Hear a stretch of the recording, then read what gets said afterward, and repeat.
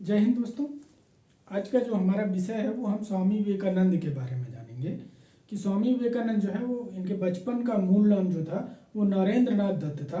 तो नरेंद्र नाथ दत्त से जो है स्वामी विवेकानंद कैसे बने जो है ये कहानी आज हम जानते हैं। स्वामी विवेकानंद जिनके बचपन का नाम जो है वो नरेंद्र नाथ दत्त था। इनको घर में प्यार से लोग नरेंद्र के नाम से बुलाते थे। तो नरेंद्र नाथ दत्त का जो जन्म हुआ था वो कोलकाता शहर में जो है एक कायस्थ परिवार में हुआ था। इनका बचपना वहीं बीता। इनके दादाजी का नाम जो है दुर्गादास दत्त था, जो फारसी और संस्कृत भाषा के जो है अच्छे विद्वान थे। इनके पिताजी का जो नाम था वो विश्वनाथ दत्त था। विश्वनाथ दत्त जी कलकत्ता हाई कोर्ट के वकील थे और इनकी माता का नाम जो है भुवनेश्वरी देवी था। वो एक गृहिणी थी और साथ ही साथ जो है धार्मिक कार्यों में जो है उनका मन खूब लगता था। पूजा पाठ में उनका अधिकांश समय बीतता था घर के काम के बाद में, जिसका स्वामी विवेकानंद के जीवन में जो है बड़ा गहरा प्रभाव पड़ा। और इनके माता पिता के टोटल 10 संतानें हुई, जिनमें से 2 संतानों की मौत जो है वो जन्म के कुछ दिन बाद हो गई, जबकि 8 संतानें जीवित रहीं। यानी स्वामी विवेकानंद जी जो है 8 भाई बहन मिला के थे, जिसमें 4 भाई थे और 4 बहनें थी इनकी। उनमें से एक विवेकानंद जी भी थे जिनका बचपन का नाम नरेंद्र नाथ दत्त था। तो नरेंद्र नाथ दत्त बचपन में स्वामी विवेकानंद जी यानी नरेंद्र नाथ दत्त जो है बहुत शरारती किस्म के और कुशाग्र बुद्धि, यानी इनका दिमाग बड़ा तेज था विवेकानंद जी का। और ये अपने साथियों के साथ जो है मित्रों के साथ खूब शरारत करते थे। इसके बाद इनको जो है पढ़ने के लिए जो है गांव के पास ही एक स्कूल में जो है इनका दाखिला कराया गया। और 8 साल की उम्र में हाँ, परीक्षा के दृष्टिकोण से एक इम्पॉर्टेंट है कि जिस दिन इनका जन्म हुआ था 12 जनवरी 1863 को, इसे हम जो है राष्ट्रीय युवा दिवस के रूप में मनाते हैं। और ये परीक्षा के लिए सबसे महत्वपूर्ण है। कई बार परीक्षाओं में पूछा जा चुका है कि राष्ट्रीय युवा दिवस कब मनाया जाता है, तो 12 जनवरी 1863 को मनाया जाता है राष्ट्रीय युवा दिवस के रूप में। स्वामी विवेकानंद का दाखिला जो है पास के ही एक स्कूल में जब इनकी उम्र 8 साल की हुई, 8 साल की उम्र में इनका दाखिला 1871 में करा दिया जाता है। प्रारंभिक शिक्षा इनकी वहीं कलकत्ता में ही संपन्न होती है। फिर इनका परिवार जो है रायपुर चला जाता है। कुछ समय के बाद फिर से वापस कलकत्ता आता है और जब कलकत्ता वापस आता है तब तक इनकी जो है प्रारंभिक शिक्षा यानी 1 से लेकर 8 तक की शिक्षा कंप्लीट होती है। फिर मैट्रिक तक पढ़ाई करने के लिए इन्होंने जो है कलकत्ता में ही रहकर पढ़ाई किया। और कलकत्ता में 1869 के दरमियान में इन्होंने प्रेसिडेंसी कॉलेज में जो है प्रवेश के लिए परीक्षा दिया और उस प्रवेश परीक्षा में इनका जो है प्रथम स्थान हासिल हुआ और इस प्रकार वहाँ पे इनको दाखिला मिल गया। वहीं से इन्होंने अपनी मैट्रिक तक की पढ़ाई पूरी की जो है। इसके बाद 1880 के बाद में जो है इन्होंने स्नातक के लिए जो है कलकत्ता विश्वविद्यालय से जो है स्नातक की कक्षा में जो है प्रवेश ले लिया।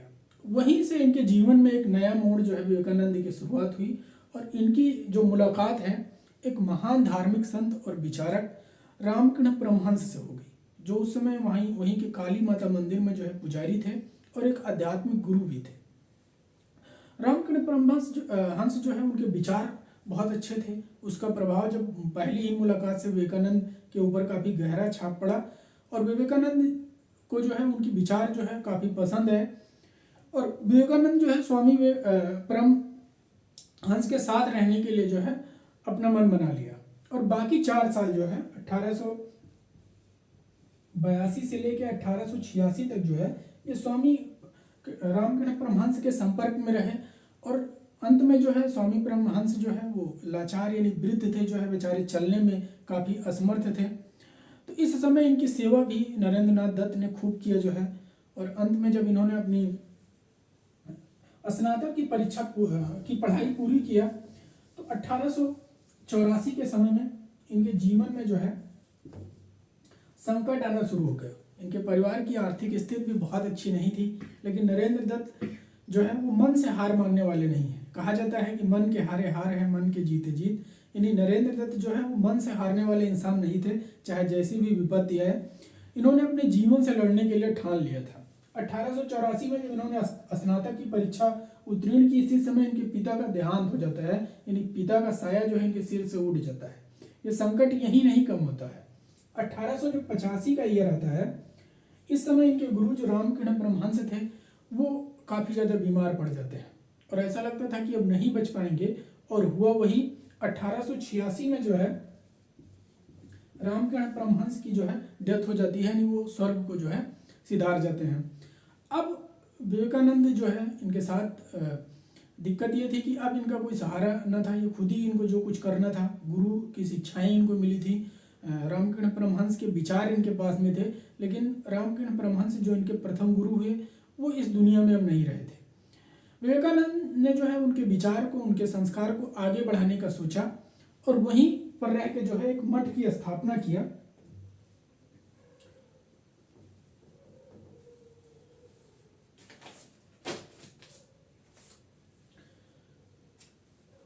अठारह में जब उनकी मौत हो जाती है तो वहीं के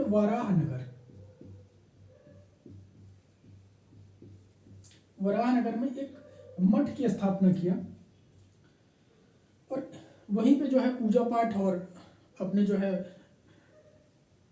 पठन पाठन का कार्य वहीं से आरंभ किया।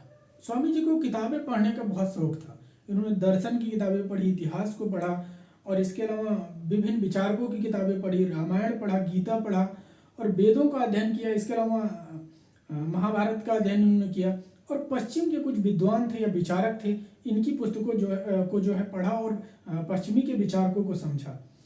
उसके बाद विवेकानंद जी 1887 में एक मठ की स्थापना करते हैं। इसी वाराह मठ को जो है बेलूर मठ के नाम से परिवर्तित हो जाता है, बेलूर मठ। और ये परीक्षा के लिए बड़ा महत्वपूर्ण है। बेलूर मठ कई बार परीक्षाओं में पूछा जा चुका है कि बेलूर मठ की स्थापना कब की गई है। तो बेलूर मठ की स्थापना जो है 1887 में विवेकानंद के द्वारा किया गया। इनके जीवन का अहम मोड़ तब आता है कि जब अमेरिका के शिकागो शहर में एक धर्म संसद का आयोजन किया जाना था, जिसको शिकागो सम्मेलन के नाम से जाना जाता था। तो भारत की तरफ से प्रतिनिधित्व करने का जो अवसर मिला वो स्वामी विवेकानंद यानी नरेंद्र दत्त को मिला। अब नरेंद्र दत्त के पास समस्या थी कि इनके पास पैसे ही नहीं थे कि ये कैसे भारत से जो है अमेरिका जाएं और वहाँ पे जो धर्म संसद होने वाली है उसमें शामिल हों। तो इसके लिए इन्होंने एक राजा थे, खेतड़ी के राजा, जिनका नाम अजीत सिंह था। अजीत सिंह जो है नरेंद्र दत्त को जो है अपना गुरु मानते थे। तो उनके पास गए, बताया कि हमको यहाँ जाना है और पैसे की ज़रूरत होगी। तो खेतड़ी के राजा ने कहा कि जो भी खर्चा लगेगा वो हम देंगे आपको जो है। लेकिन खेतड़ी के राजा ने यही कहा, चूँकि वो इनके विवेक से काफ़ी ज़्यादा प्रभावित थे, इनके विचारों से काफ़ी ज़्यादा प्रभावित थे, तो वहीं पे नरेंद्र दत्त का नाम बदल के उन्होंने विवेकानंद रख दिया। परीक्षा में कई बार पूछा जाता है कि नरेंद्र दत्त का नाम जो है स्वामी विवेकानंद किसने रखा जो है, तो विवेकानंद इनका नाम जो है वो खेतड़ी के राजा अजीत सिंह ने रखा था। 1887 में ही इन्होंने संन्यास को ग्रहण किया था। तो फिर इनका पूरा नाम जो है स्वामी विवेकानंद पड़ जाता है। स्वामी विवेकानंद जो है भारत भ्रमण खूब किया जो है, कई स्थान पे गए, जैसे वहाँ पे शिकागो सम्मेलन जाने से पहले उन्होंने भारत का खूब भ्रमण किया था। हिमाचल प्रदेश गए थे, इसके अलावा ये कन्याकुमारी तक वापस घूमने आए थे। फिर कन्याकुमारी से जब ये लौट रहे थे तो सिकंदराबाद जो हैदराबाद के पास ही में स्थित है, वहाँ पे अपना पहला जो है धार्मिक उपदेश इन्होंने दिया। यानी पहला धार्मिक व्याख्यान जो है कहाँ दिया स्वामी विवेकानंद ने जो है, तो वो सिकंदराबाद में दिया था। फिर इनका नाम नरेंद्र दत्त से जो है स्वामी विवेकानंद बन जाता है। और स्वामी विवेकानंद जी जो है भारत से शिकागो यानी अमेरिका के लिए जो है मुंबई शहर से रवाना हो जाते हैं। ये अमेरिका पहुंचते हैं। अमेरिका पहुंचने पर जो है शुरू में इनका मजाक बनाया जाता है, क्योंकि ये गेरुआ कलर यानी जो भगवा कलर होता है ये वस्त्र धारण किए हुए थे और देखने में जो है एक सन्यासी की तरह भेष बना के रहते थे। लोग इनका मजाक बनाते थे जो है। एक पुस्तकालय वहाँ पे था पासी में जो है, वहाँ से पुस्तक एक सहयोगी इनका था वो लेके आता था कि विवेकानंद जी उसको पढ़ते थे। तो दिन में वो पुस्तक लाता था और शाम को वापस कराता था। फिर शाम को जो पुस्तक लाता था सुबह वापस कराता था। तो जो वहाँ पे कर्मचारी था वो बड़ा परेशान हुआ कि आखिर ये कौन सा इंसान है कि जो इतना जल्दी जल्दी पुस्तकों को पढ़ के पूरा ख़त्म कर लेता है। तो उसने उस व्यक्ति से पूछा कि ये कौन पढ़ता है, तो उसने बताया हमारे गुरु जी हैं वही पढ़ते हैं। तो कहा कि इतना कैसे उनको कंठस्थ हो जाता है या कैसे पढ़ लेते हैं। आया विवेकानंद जी को बताया जो है कि ऐसी बात वो पूछ रहा था। विवेकानंद जी ने जब वो अगले दिन पुस्तक लेने जाने लगा तो बताया कि इस दिन जो पुस्तक आप लेके आए थे वहाँ से, उसके इस पेज पे ये बातें लिखी हुई है, अब जाके लाइब्रेरियन से बता दीजिएगा जो वहाँ पे कर्मचारी है। गया बताया, वो पुस्तक खोल के देखा, दंग रह गया। उसने उस कर्मचारी से कहा कि आपको जितनी पुस्तकें ले जाना है आप ले जा सकते हैं। तो ऐसी घटना वहाँ पे इनके साथ घटी। फिर जब पहले दिन धर्म संसद में इनको बोलने का अवसर मिला तो इन्होंने अमेरिकी भाई बहनों के नाम से संबोधन शुरुआत किया और वहाँ पे बैठे लोगों का दिल जीत लिया। इन्होंने कहा कि हम विश्व के सबसे पुरानी धर्म परंपरा और सभी धर्मों की जननी यानी सनातन धर्म की तरफ से आपका धन्यवाद करते हैं। और ऐसे करके जो है अपने सनातन धर्म के बारे में वहाँ पे बताया और जिससे वहाँ के लोग बहुत ज़्यादा प्रभावित हुए। अब ये प्रभावशाली व्यक्तित्व जो है इनकी पूरी दुनिया जो है शिकागो सम्मेलन में देख चुकी थी और इतना ज़्यादा प्रभावित हुए कि लोग इन्हीं को सुनना चाहते थे, विवेकानंद साहब को जो है। और इनका नाम जो है उस सम्मेलन के बाद तूफानी हिंदू पड़ गए और वहीं से फिर इन्होंने विश्व की यात्राएं शुरू किया। जो है अमेरिका के ही न्यूयॉर्क शहर गए, वहाँ पे न्यूयॉर्क यूनिवर्सिटी में इनका व्याख्यान दिया गया। फिर फ्रांस की राजधानी पेरिस की यात्रा इन्होंने किया, फिर लंदन गए और लंदन के जो है हार्वर्ड यूनिवर्सिटी में इनका व्याख्यान आयोजित किया गया। लंदन में ही इनका जो है एक धर्म संसद यानी धर्म सम्मेलन कराया गया, वहाँ पे इनका व्याख्यान आयोजित किया गया। और इसके बाद श्रीलंका की यात्रा इन्होंने किया, नेपाल की यात्रा किया। श्रीलंका की यात्रा करके जब ये वापस लौट रहे थे तो तमिलनाडु के पास रामेश्वरम में इनका भारत में भव्य स्वागत किया गया विवेकानंद जी का। और वहीं से जो है फिर ये घूमते हुए बेलूर मठ चले आए और बेलूर मठ पहुंचने के बाद में इनका फिर 39 वर्ष की अवस्था में इनकी मौत हो जाती है, यानी डेथ हो जाती है। और इनकी मौत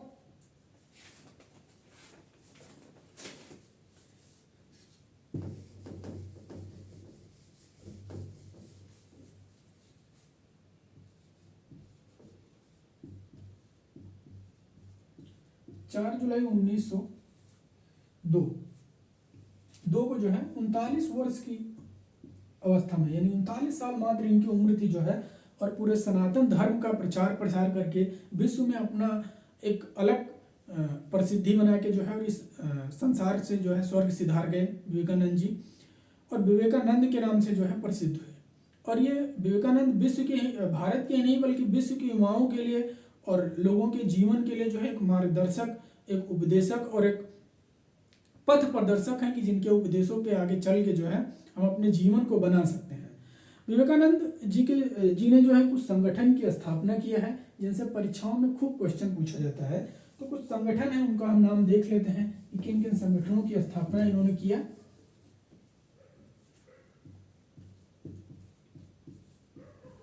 संगठन इसमें एक पहला है 1887 में जो है इन्होंने बेलूर मठ की स्थापना की। बेलूर मठ ये पश्चिम बंगाल में स्थित है आपके। इसके ठीक 10 साल बाद 1897 में इन्होंने अपने गुरु यानी रामकृष्ण परमहंस के विचारों को, उपदेशों को आगे बढ़ाने के लिए जो है एक रामकृष्ण मिशन की स्थापना किया है। और ये दोनों परीक्षाओं में खूब क्वेश्चन पूछा जाता है कि रामकृष्ण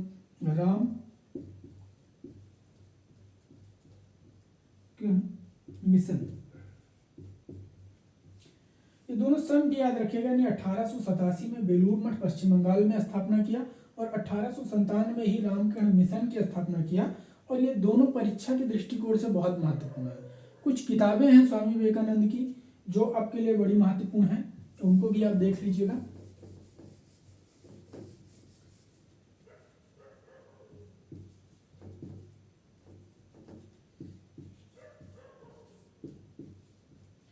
क्योंकि किताबों को याद करना बड़ा आसान है, क्योंकि हर किताब के अंत में योग शब्द आपको जुड़ा हुआ मिलेगा। जैसे कर्म योग इनकी एक पुस्तक है,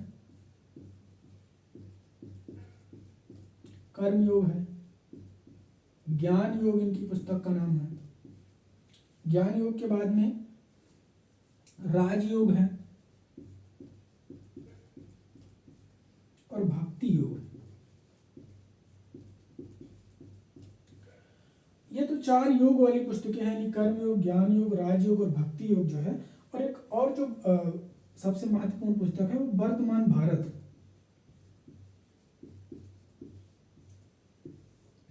ये पुस्तक, ये 5 पुस्तकें हैं जिनसे परीक्षा में क्वेश्चन पूछ लेता है कि कर्मयोग किसकी पुस्तक है या विवेकानंद की एक पुस्तक का नाम बताइए। तो ये पुस्तकें आपको याद होनी चाहिए। तो विवेकानंद के जीवन की ये कहानी रही संघर्षों की। अब विवेकानंद जो है रविन्द्रनाथ टैगोर के एक अच्छे मित्र और दोस्त में से एक थे। रविन्द्रनाथ टैगोर जी ने कहा है कि यदि भारत को समझना है तो आपको विवेकानंद को पढ़ना चाहिए। यानी भारत को समझने के लिए अगर विवेकानंद को आप समझ लेते हैं तो आप भारत को समझ जाएंगे। और विवेकानंद जी ने जो है पूरे विश्व में सनातन धर्म को लेकर बड़ा प्रचार प्रसार किया और सनातन धर्म परंपरा को बताया कि कैसे सनातन धर्म जो है विश्व के सभी धर्मों की जननी है। ये बात जो है विवेकानंद ने धर्म संसद में बताया। विवेकानंद हम युवाओं के लिए बहुत प्रेरणा स्रोत हैं। इनके कई कथन, कई विचार हैं कि जो हमारे लिए जो है ऊर्जा का स्रोत बनते हैं। जब भी हमारे जीवन में संकट होता है या जब भी हम अपने जीवन में असहज महसूस करते हैं तो इनके विचार हमारे लिए ऊर्जा का स्रोत बनते हैं। कुछ विचार इनके प्रमुख हैं जिसको विवेकानंद जी ने कहा कि उठो जागो और तब तक नहीं रुको कि जब तक आप अपने लक्ष्य को प्राप्त नहीं कर लेते हैं। यानी जब तक आप अपने लक्ष्य या टारगेट तक पहुंच न जाएं तब तक आपको रुकना नहीं है। अगर आप रुक गए तब आपके लिए दिक्कत हो सकती है। इसके अलावा एक और कई इनके विचार हैं, जैसे एक अच्छे चरित्र का निर्माण जो है हजारों ठोकर खाने के बाद होता है। विवेकानंद जी ने बहुत अच्छी लाइन कही है कि एक अच्छे चरित्र का निर्माण जो है हजारों ठोकरें खाने के बाद में होता है। यानी जब तक आप जीवन में असफल नहीं होंगे तब तक आप सफलता के मार्ग जो है आपको ज्ञात नहीं हो सकता है। तो जीवन में असफलता अगर मिल रही है तो आपको घबराना नहीं है बल्कि और मन से प्रयास करना है। विवेकानंद ने कहा कि खुद को कमजोर समझना जो है सबसे बड़ा पाप।